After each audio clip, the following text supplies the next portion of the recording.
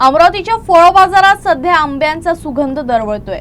मागणी वाढली तशी आवक वाढली असून शहरात दररोज सुमारे 40 टन आंब्यांची आवक होत आहे।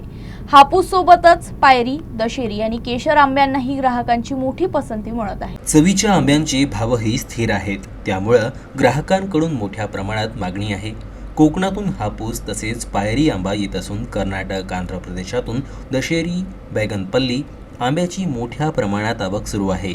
बहुतेक फळ विक्रेत्यांकडे आंब्यांच्या सर्वच प्रजाती उपलब्ध आहेत। सध्या आंब्यांच्या रसाचा पाहुणचार करण्याचे दिवस असल्यामुळे 2 ते 3 किलो आंबे ग्राहकांकडून सहज खरेदी केली जात आहेत। यातही सुगंध व गोड चवीच्या पायरी, दशेरी, केशर, लाल पट्टा या आंब्यांना जास्त पसंती दिली जात आहे।